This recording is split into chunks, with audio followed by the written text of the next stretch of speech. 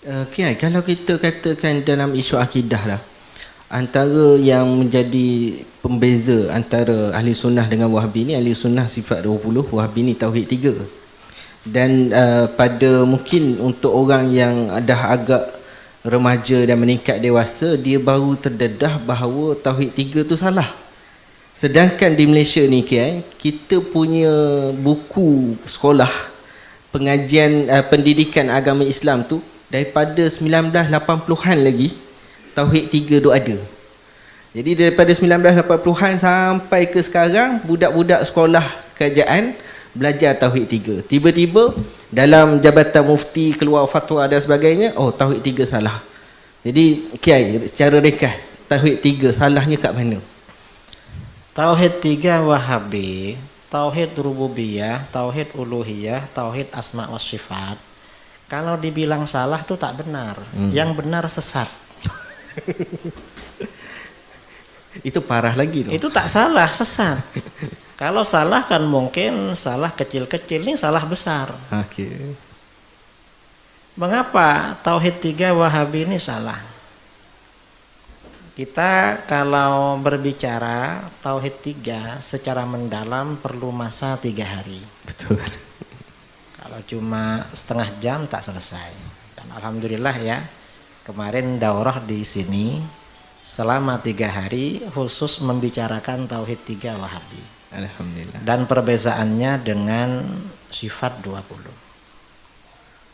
Nah, letak salahnya tauhid 3 itu di mana? Pertama, tauhid rububiyah.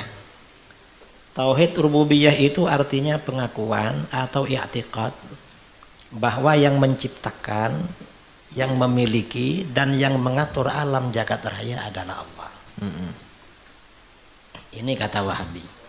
Apakah naratif macam ini salah? Tak salah. Memang yang menciptakan alam jagat raya, yang memiliki dan yang mengatur semuanya Allah. Betul. Cuman salahnya di mana? Ini salahnya pertama, makna ini oleh Wahabi dianggap makna khusus tauhid rububiyah. Itu salahnya. Mengapa begitu? Karena tauhid uluhiyah juga punya makna yang sama. Karena makna ini juga menjadi maknanya tauhid uluhiyah. Ini kok dimonopoli, dikhususkan maknanya tauhid rububiyah. Ini kesalahan yang pertama. Lalu kesalahan yang kedua, ini kata Wahabi ya. Wahabi untuk mengolok-ngolok umat Islam. Apa? Mengolok-ngolok di sini. Ejek ke? Untuk mengejek ya. Untuk mengejek umat Islam di luar Wahabi. Kata Wahabi, Abu Jahal dan Abu Lahab itu orang yang bertauhid dan orang yang beriman dan bertauhid rububiyah. Masya Allah. Itu di kitab-kitab mereka. Jadi misalnya di kitab Kashfus Syubuhat, karangan pendiri Wahabi Syekh Muhammad bin Abdul Wahhab, muka surat 11, dia mengatakan i'lam anna syirkal awwalin ka Abi Jahal wa Abi Lahab akhaffu min syirki ahli zamanina minal muslimin. Ketahuilah syiriknya orang-orang dulu seperti Abu Jahal dan Abu Lahab lebih ringan daripada syiriknya orang Islam sekarang. Karena menurut mereka Abu Jahal dan Abu Lahab masih beriman dan bertauhid rububiyah. Makanya syiriknya ringan. Orang Islam ini syirik rububiyah, kafir dan syirik rububiyah. Ini kata Wahabi. Ini pendiri Wahabi. Kemudian ulama Wahabi yang sekarang lebih radikal lagi. Lebih ghulu. Apa ghulu itu? Ekstrim. Lebih ekstrim lagi ya. Ada ulama Wahabi namanya Muhammad bin Ahmad Bashmil. Ini asalnya orang Yaman karena nama itu kalau ada ba syukel, ba kusher, ba fadal, ba itu biasanya Yaman. Ini disebut ba dalam ilmu i'rab disebut ba hadramiyah. Orang-orang Hadramut itu nisbat dengan pakai ba. Bashmil. Ini orang Hadramut yang masuk Wahabi. Mungkin di Saudi. Nah, dia menulis kitab bertajuk Kaifa Nafhamut Tauhid. Macam mana kita memahami tauhid? Dan kitab ini di Indonesia dibagi secara percuma kepada pelajar-pelajar oleh Wahabi. Oh, dia cetak banyak-banyak, dia bagi cuma. Ya dikirim dari Saudi. Mereka okay. yang cetak. Dibagi secara percuma. Nah, kemudian di dalam kitab ini muka surat 16 ada tajuk Tauhidu Abi Jahlin wa Abi Lahabin. I'tiqad Wahabi bahwa Abi Jahal dan Abi Lahab seorang yang bertauhid dan wajib dicintai. Namanya kan bertauhid. Ya. Artinya Wahabi ini cinta sama Abu Jahal dan Abu Lahab, makanya dipuji-puji itu. Nah, di situ dia bilang ya, Abu Jahlin wa Abu Lahabin wa man ala dinihim minal musyrikin kanu yu'minuna billah. Beriman pula dah. Wa yuwahhidunahu fir rububiyyah. Khaliqan wa raziqan, muhyiyan wa mumitan, darran wa nafi'an, la yusyrikunahu fi dzalika syai'a. Abu Jahal, Abu Lahab dan orang-orang musyrik yang seagama dengan mereka selalu beriman kepada Allah dan mentauhidkan Allah dalam hal rububiyah, bahwa Allah Maha Pencipta, Allah Maha Pemberi rizki, Allah Maha menghidupkan, Allah Maha mematikan, Allah Maha mendatangkan manfaat, Allah Maha mendatangkan bahaya. Mereka tidak syirik sama sekali dalam hal itu. Ini kata Wahabi. Orang Islam dianggap syirik dalam hal ini. Padahal di dalam Al-Quran banyak sekali ayat-ayat Al-Quran, kemudian hadis, kemudian kisah-kisah dalam sirah nabawiyah yang menjelaskan kalau Abu Jahal, Abu Lahab itu syirik rububiyah. Karena syirik rububiyah ini kata Wahabi khaliqan wa raziqan. Allah Maha Pencipta, Allah Maha Pemberi rizki. Artinya kata Wahabi, Abu Jahal dan Abu Lahab ini beriktikad kalau yang menciptakan hanya Allah dan rizki hanya dari Allah. Ini kata mereka. Kata Wahabi, padahal enggak ini. Yang khaliqiyah ini orang musyrik seperti Abu Jahal juga kufur. Mengapa kufur? Mengapa dikatakan kufur khaliqiyah? Karena orang-orang musyrik ini tidak percaya bahwa Allah itu maha kuasa menghidupkan lagi orang yang sudah mati. Makanya mereka tidak percaya akhirat. Ini namanya kan kufur pada khaliqiyah Allah. Bahwa Allah mampu menciptakan orang yang sudah mati. Di dalam Al-Quran, wa daraba lana mathalan wa nasiya khalqah qala may yuhyil 'idham wa hiya ramim. Jadi orang musyrik Quraisy ini membuat perumpamaan pada kita dan melupakan penciptaan dirinya. Orang musyrik mendatangi Rasulullah SAW lalu membawa tulang orang yang sudah mati lama. Tulang itu kalau sudah lama diginikan ya, ditekan-tekan tuh kan hancur. Dibawa ke hadapan Rasulullah Muhammad. Ini hancur ini. Mayyuhyil 'idhama wa hiya ramim. Siapa yang mampu menghidupkan tulang-tulang ini? Sudah hancur macam ini. Artinya apa? Menurut mereka Tuhan tak mampu menghidupkan lagi.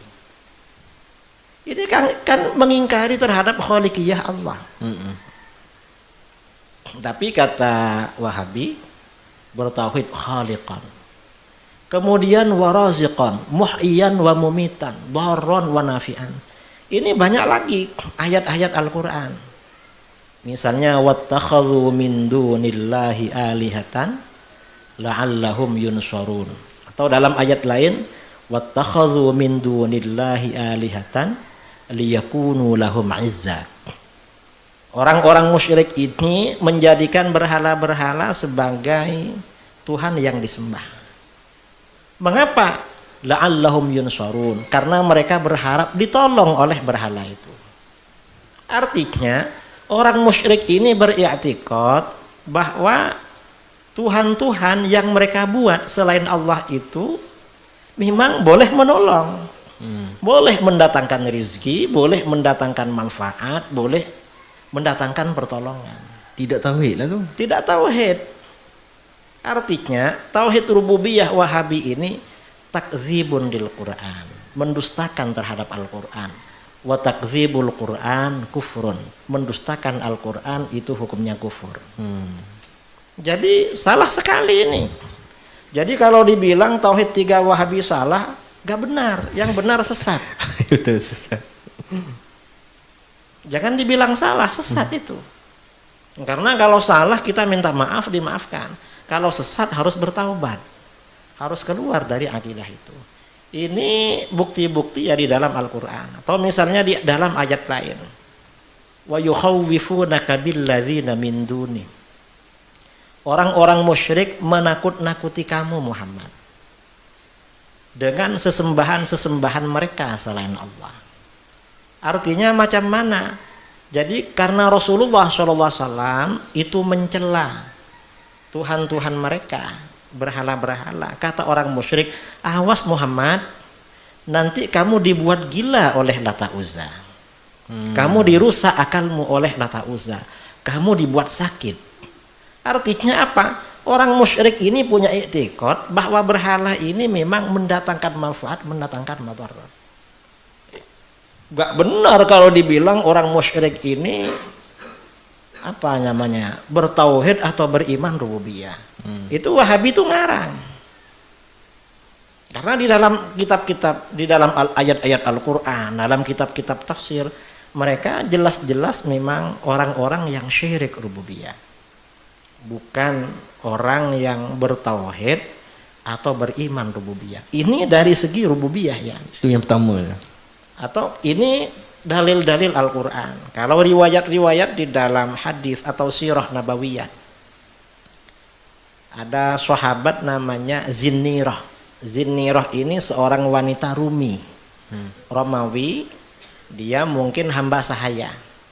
Hamba sahaya miliknya Abu Jahal. Nah, Zinnirah ini termasuk beberapa sahabat yang disiksa oleh tuannya karena mereka hamba sahaya karena masuk Islam. Akhirnya Zinnirah ini dibeli oleh Sayyidina Abu Bakar As-Siddiq. Setelah dibeli, akhirnya dimerdekakan. Begitu dimerdekakan, fausiba basaruha. Begitu merdeka, Zinnirah ini gak bisa melihat, buta. Akhirnya apa? Kata Abu Jahal, ma'alhaba basaraha illa Lat wal Uzza. Ini buta pasti karena dibutakan oleh Lata Uzza. Kata Abu Jahal sendiri cakap. Kata Abu Jahal ya. Orang-orang Quraisy cakap begitu. Akhirnya apa? Kata Zinnirah, kadzabu wa baitillah. Bohong mereka demi Allah. Ma yughnil Lat wal Uzza wala yanfa'an. Lata Uzza gak bahaya dan tidak berguna, gak manfaat. Bohong mereka. Ternyata apa? Akhirnya lepas itu faraddallahu ilaiha basaraha. Allah kembalikan pandangannya. Bisa boleh melihat lagi. Artinya apa? Orang-orang musyrik itu memang beriktikad bahwa berhala-berhala memang mendatangkan manfaat dan madarat. Dan itu syirik rububiyah, kafir rububiyah. Bukan tauhid atau iman rububiyah. Itu di kitab-kitab tafsir ya. Kemudian di kitab-kitab sejarahnya para sahabat, macam Al-Isabah fi Tamyisis Sahabat, karangan Al-Imam Al-Hafidh Ibnu Hajar Al-Asqalani. Kemudian kitab Al-Isti'ab fi Asma'il Ashab, karangan Al-Imam Al-Hafidh Abu Umar Ibnu Abdil Bar Al-Qurtubi An-Namiri, atau di dalam kitab Usdul Ghabah fi Asma'is Sahabah, karangan Al-Imam Ibnul Athir Al-Jazari.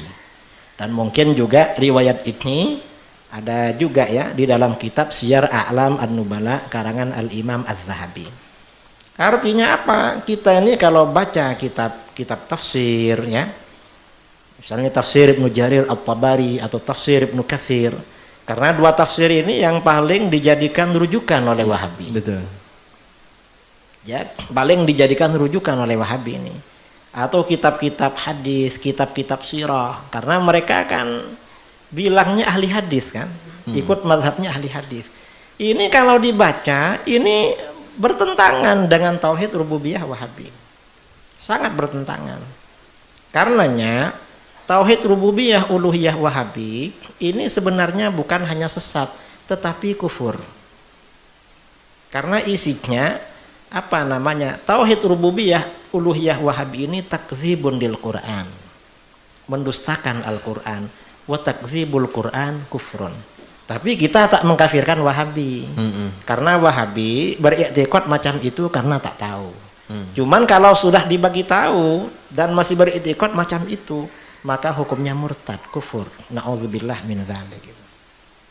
Karenanya Wahabi ini, fahaman Wahabi itu bahaya. Jadi tauhid 3 itu tak salah, tapi sesat. Ini tauhid rububiyah ya. Kemudian tauhid uluhiyah. Tauhid uluhiyah ini pengakuan, pengiktirafan bahwa ibadah itu hanya dilakukan kepada Allah. Ini kata mereka. Apakah salah? Naratif ini tak salah. Memang ibadah hanya kepada Allah. Cuman salahnya makna ini oleh Wahabi dianggap maknanya tauhid uluhiyah sahaja. Padahal ini juga makna tauhid rububiyah. Karena Al-Quran tidak membedakan rububiyah uluhiyah. Mereka bezakan. Mereka membedakan. Jadi gak ikut Al-Quran mereka ini. Kemudian kesalahannya lagi, kesalahan Wahabi ya. Mereka ini menganggap amalan-amalan yang sebenarnya bukan ibadah dimasukkan pada ibadah. Artinya mereka memberikan pengertian pada ibadah dengan pengertian yang terlalu luas. Sehingga perkara-perkara yang bukan ibadah dianggap ibadah. Macam bertawassul, bertabarruk, beristighatsah dengan para nabi dan orang soleh. Ini dianggap beribadah kepada mereka, padahal bukan ibadah. Akhirnya apa? Orang yang bertabarruk, bertawassul, beristighatsah dikafirkan oleh mereka. Karena dianggap melanggar tauhid uluhiyah. Padahal tak melanggar, mereka aja bikin-bikin tauhid uluhiyah. Mestinya tak macam itu. Ini kesalahan tauhid uluhiyah. Mengapa begitu salah yang Wahabi tauhid uluhiyah? Karena tawassul, tabarruk, istighatsah itu bukan ibadah, itu wasilah namanya. Makanya di dalam Al-Qur'an ya dikatakan ya ayyuhalladzina amanu taqullaha wabtaghu ilaihil wasilah. Carilah kamu wasilah menuju Allah, perantara yang mendekatkan kamu kepada Allah, itu wasilah. Jadi wasilah ya. Wasilah itu beda dengan ibadah. Karena kalau ibadah itu ya para ulama mendefinisikan ibadah itu ghayatul khudu' wa tadhallul. Tafadhol para asatidz, ini ada Dr. Husni Harun dari Kuala Lumpur dan lain-lain. Jadi wasilah ini beda dengan ibadah, cuma masuk dalam ibadah tapi bukan ibadah. Wasilah. Karena kalau wasilah ini dimasukkan ibadah, wasilah ini perintah Al-Quran. Kemudian yang mengajarkan wasilah ini juga baginda Rasulullah SAW. Yang mengajarkan bertawassul, bertabarruk, beristighatsah itu Al-Quran dan Sunnah. Nah, kalau itu dianggap beribadah, berarti sebagian ajaran Al-Quran dan Sunnah itu syirik. Ini bahayanya. Jadi ini kesalahan tauhid uluhiyah Wahabi. Tauhid uluhiyah ini salah ya, karena mereka tidak membedakan apa itu ibadah, apa itu wasilah.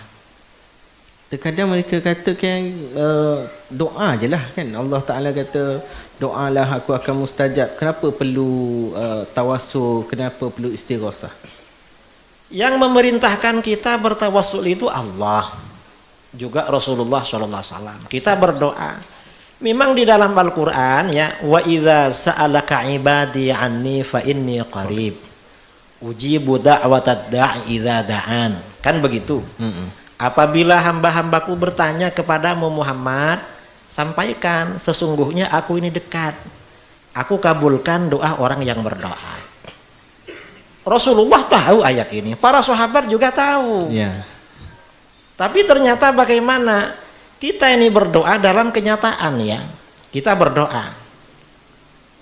Ya Allah, saya ingin punya ini.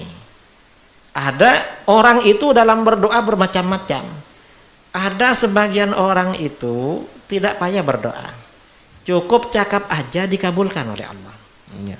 Yang lebih tinggi lagi, cuma ada keinginan di hatinya dikabulkan oleh Allah. Ingin. Suatu ketika Imam Ibrahim bin Adham, ini biar ya, seorang ulama zuhud ya, zuhad, ulama tabi'in yang terkenal zuhud. Ibrahim bin Adham ini ada keinginan di hatinya makan roti dan minum susu. Kok ingin makan roti minum susu? Ingin sekali. Beliau tak berdoa. Lepas subuh, lepas sembahyang subuh, dia masuk bilik air di masjid mandi. Di sebelahnya ada orang mandi juga di bilik air. Ternyata bilik air yang sebelahnya, bajunya yang sebelah dicuri orang. Oh. Nah, akhirnya orang keluar ini tak ada baju. Begitu Ibrahim bin Adham keluar dari bilik air, dikira Imam Ibrahim yang mencuri bajunya. Akhirnya dia teriak, maling, maling, pencuri, pencuri. Akhirnya dipukuli beliau. Dan beliau diam. Lama-lama orang-orang tahu, loh, ini Tok Guru ini. Tok Guru Ibrahim. Akhirnya minta maaf Tok Guru, enggak apa-apa. Saya ini pantas dipukuli katanya. Orang macam saya layak dipukuli. Akhirnya mereka minta maaf. Setelah minta maaf, lalu oleh salah seorang mereka dibawa ke rumahnya. Ayo Tok Guru ke rumah dulu. Sampai di rumah, lalu beliau diberi suguhan roti dan susu. Kata beliau, ini gara-gara ingin roti dan susu harus dipukuli orang ini. Mengapa? Karena orang yang makomnya tinggi macam itu memang kalau hatinya memikirkan dunia, dimarahi oleh Allah. Kok lupa pada Allah ini, kok sampai roti dan susu dibagi cuma dipukuli. Artinya apa? Sebagian orang itu ada yang makomnya tak payah berdoa, cukup ingin di hatinya. Sebagian lagi ini yang di bawahnya ini ya, dengan cakap aja tanpa berdoa dikabulkan oleh Allah. Dulu di Indonesia ya, ada istrinya kiai, salah seorang istrinya kiai kami. Kadang-kadang ya misalnya sekarang tidak lagi musim durian, cari durian di mana-mana tak ada. Tiba-tiba beliau cakap sama santri-santri perempuan, saya ini kok ingin sekali ya makan durian. Cakap aja. Tiba-tiba dapat 1 jam ada tamu bawa durian. Padahal kalau cari ke kedai di mana-mana tak ada. Kadang-kadang tak lagi musim mangga. Beliau cakap, kok ingin sekali ya makan mangga. Tiba-tiba 1 jam kemudian ada tamu bawa mangga. Cuma setelah ada tamu bawa itu biasanya beliau istighfar, menyesali Allah. Gara-gara ngomong kok dikasih sungguh katanya. Coba kita setiap kali bicara didatangkan, mungkin ngomong terus. Untungnya kita ini setiap ngomong nggak dikabulkan memang. Ini yang makomnya ya di bawahnya. Kemudian ada yang makomnya di bawahnya lagi. Sebagian orang itu kalau ingin apa-apa berdoa pada Allah, langsung datang. Kemudian di bawahnya lagi ada orang berdoa kepada Allah, apa yang dia doakan dikasih oleh Allah tapi lama, tak langsung datang. Nah, sebagian orang-orang ini ada yang ingin kalau berdoa maka oleh Allah cepat dikasih. Ini oleh baginda Rasulullah SAW diajarkan cara bertawassul. Tawassul ini memang Rasulullah SAW. Al-Quran juga mengajarkan. Di dalam Al-Quran ya dikatakan, walillahil asmaul husna fada'uhu biha. Hanya bagi Allah asmaul husna, nama-nama terbaik. Maka berdoalah kamu dengan wasilah asmaul husna. Jadi Al-Quran menyuruh kita bertawassul dengan asmaul husna. Kemudian sunnah ya baginda Rasulullah SAW mengajarkan kita ini bertawassul dengan menyebut nama orang soleh, menyebut nama seorang nabi atau orang soleh. Itu baginda Rasulullah SAW. Jadi kalau ada orang cakap, langsung berdoa aja, tak payah tawasul. Ya kamu aja begitu, jangan ngurus orang. Buktinya mana? Dia langsung berdoa dikabulkan oleh Allah, kan enggak kan? Iya. Kita ini tiap hari berdoa pada Allah agar Israel dihancurkan, tak hancur-hancur sampai sekarang. Mungkin sebagian orang soleh ada yang puasa ya mendoakan Gaza, ada yang tiap hari baca surah Al-Fil mendoakan umat Islam di Gaza, ada yang tiap hari baca Hizib Nasr, ada yang macam-macam. Ternyata sampai sekarang oleh Allah Gaza belum diberikan kemenangan secara penuh. Ya kita berharaplah umat Islam di Gaza semoga selalu segera diberi kemenangan oleh Allah. Amin. Nah, yang macam ini memang perlu bertawassul. Dan ketika sebagian sahabat datang menghadap Rasulullah SAW, kan wasilah itu banyak macam ya, Asmaul Husna wasilah, minta doa kepada orang soleh wasilah. Ketika banyak ya sahabat itu datang kepada Rasulullah minta didoakan, Rasulullah langsung berdoa. Rasulullah gak cakap, langsung aja berdoa, gak payah minta doa saya, enggak. Rasulullah mendoakan. Kalau ya ini namanya ajaran Ahlus Sunnah wal Jamaah. Ada orang minta didoakan, kita doakan. Karena ajaran Islam macam itu. Kalau Wahabi kan tak payah minta doa sama orang, doa sendiri. Ya kamu aja begitu. Doa sendiri. Malah sebagian sahabat minta didoakan kepada Rasulullah SAW, justru diajarkan membaca doa tawassul.